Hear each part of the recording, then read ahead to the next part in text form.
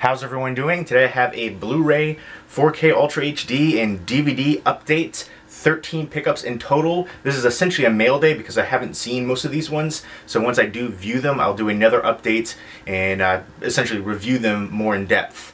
So look forward to that in the future. And I will be announcing some giveaways in this video. This is essentially letting you know there will be giveaways in the future. But first up, and if you've seen any of these movies, like always, let me know what you think of them. And back to the first up is The Girl with All the Gifts, falsely marketed as a zombie movie. It's an infection movie. Right on the back there's a blurb where, again, most people just lump them together. The best zombie movie since 28 Days Later, says Radio Times, which is not really the case because neither one of those movies, 28 Days Later or The Girl with All the Gifts, is a zombie movie. They're infected movies. 28 Days Later, they say it's a rage virus. And The Girl with All the Gifts, they talk about how they're infected. Not once is it mentioned zombies. Zombies are the dead coming back to life, usually eating brains. The infected are people who are usually quickly bitten or infected by another way, and they quickly return savage and start attacking people violently. They don't die and come back to life, which is the basic definition of zombies. But anyways, I digress. I seem to be one of the only people that nitpick about that. But this one right here was actually a really unique take on the infection genre. And I'm going to be doing a full movie review of this one coming up soon because I think it definitely deserves it. Again, I like the uniqueness to it, which is kind of a hard thing to come by these days. And it's basically, it has a great cast too. You've got Patty Considine and then Glenn Close and a few other recognizable people in here. Those are the two main well-known actors in here. But basically, it's a post-apocalyptic world where there's infection running rampant, turning people into savage, animalistic kind of creatures attacking people.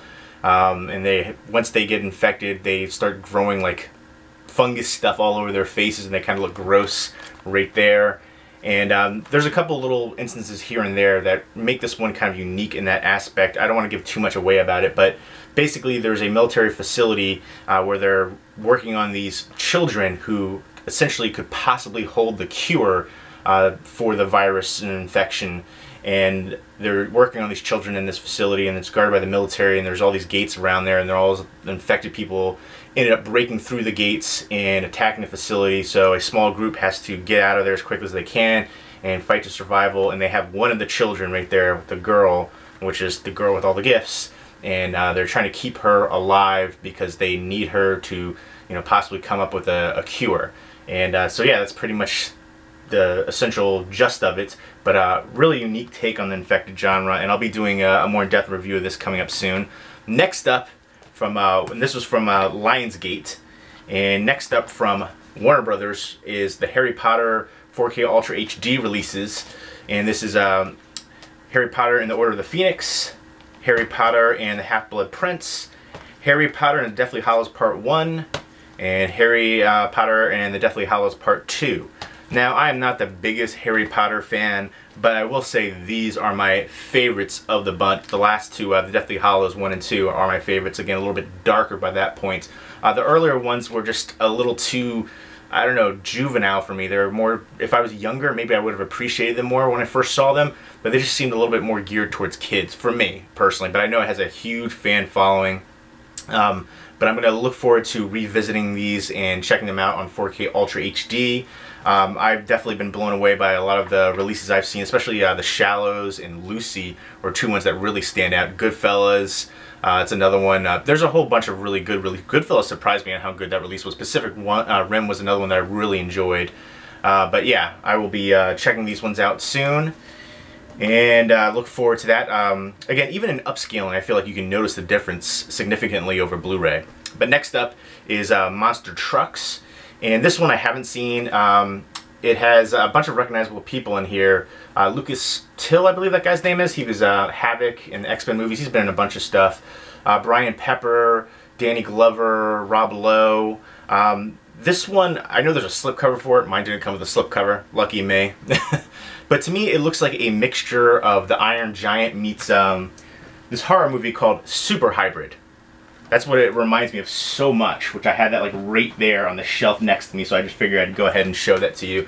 But I haven't seen it yet. It looks like it's going to be an entertaining ride. It almost looks like a shark creature right there. But essentially this guy who's a mechanic, I guess, he finds this creature living in a truck. From what I can tell, it looks like a shark with octopus arms. I don't know if it's like an alien or what. The CG on it looks a little but it looks like it's going to be decently entertaining. And basically he has to keep this creature away from people who are trying to, I guess, capture it.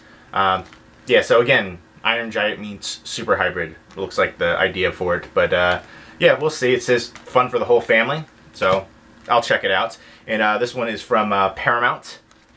Next up, I've already done a unboxing review for this, but I'll be doing a giveaway for 2 copies of The Founder, which actually really surprised me because I wasn't expecting that much from it, or expecting to like it quite as much as I did. It's basically the founder of McDonald's. Basically how this guy, Ray Kroc, who was a small-time salesman, he was selling like blending mixers for like milkshakes and stuff, milkshake mixers. And at the time when he came across the McDonald brothers, who had a small burger shop, and he was really impressed with how they had a speedy delivery of the food and making the food and getting it to the customers, and he decided to kind of take that and make it a global franchise, and basically pulled the rug out from underneath the brothers and took the company from them. And he was really kind of shisty with it and screwed them over big time. Great supporting cast here as well. You got, of course, Michael Keaton was excellent in the lead role as Ray Kroc. His acting was awesome here. Nick Offerman was really good too, but John Carroll Lynch, Linda Cardellini, Patrick Wilson, BJ Novak, Laura Dern. So a great supporting cast here too, but Michael Keaton was the driving force for this film. And I like at the end of the movie how they showed some of the real life people involved with the storyline about McDonald's, and showed the pictures and talked about some of the facts, so that was really cool.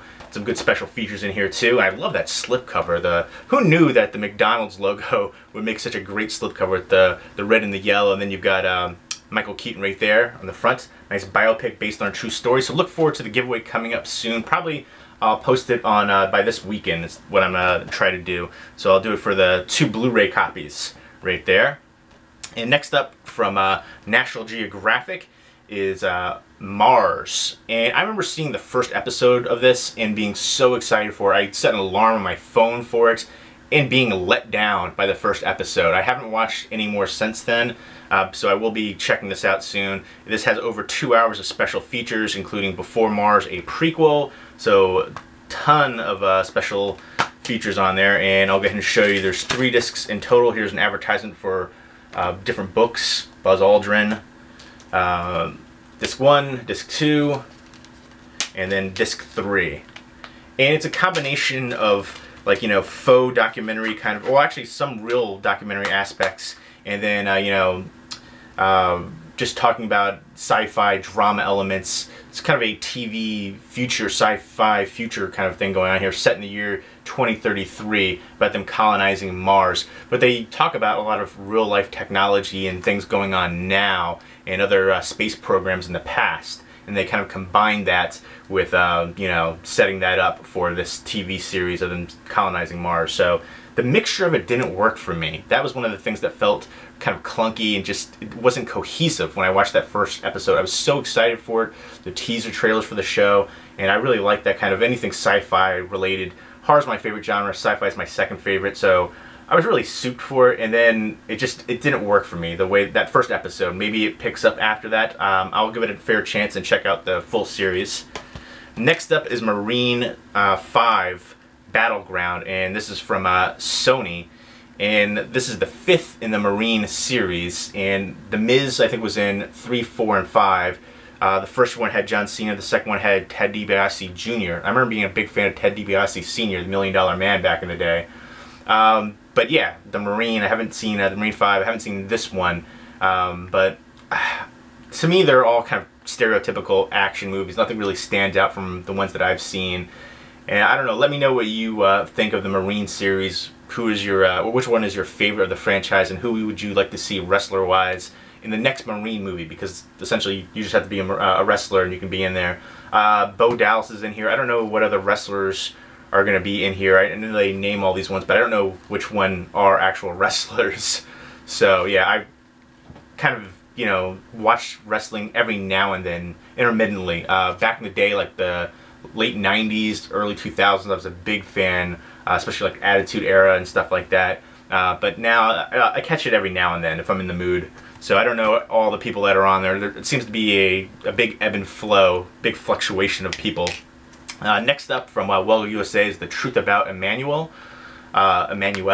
It stars Jessica Biel and Kaya Scodelario, and I guess this is basically about a girl who becomes obsessed with her next door neighbor who just moves in, Jessica Biel, because she resembles the girl's mother who passed away. So it looks from the trailers very kind of like a subdued emotions and kind of washed out hues and lots of drama and a sense of longing. That's what you can get from there. This is an older film though, from 2013. But I like that slipcover a lot, and I'm a fan of Jessica Biel and the girl too, Kaya Scodelario. So I'll be checking this one out soon. Looks decent. Next up from Well USA is the DVD. I'll be doing a giveaway for this as well, The Tunnel, or just Tunnel. And it's basically a disaster movie. It kind of reminds me of 127 Hours from the synopsis of it. This guy gets, a tunnel collapses on him. He's just an ordinary family man, and yeah, he becomes trapped in there. He's trying to survive. Very claustrophobic feel, and they're trying to save him. And that's pretty much all I know about this one. It's a Korean film, so I'll be checking that out soon. So once I do view these all, I will be reviewing them, and I'll be doing a giveaway for The Tunnel, and then which is DVD only, and then The Founder right there, which is will be 2 Blu-rays. So look forward to that and all the reviews coming up soon. And again, if you've seen any of these, definitely let me know what you think of them, and let me know what is your favorite pickup out of all of these too. So leave me a comment or video response down below. Hope everyone's doing well. Take care.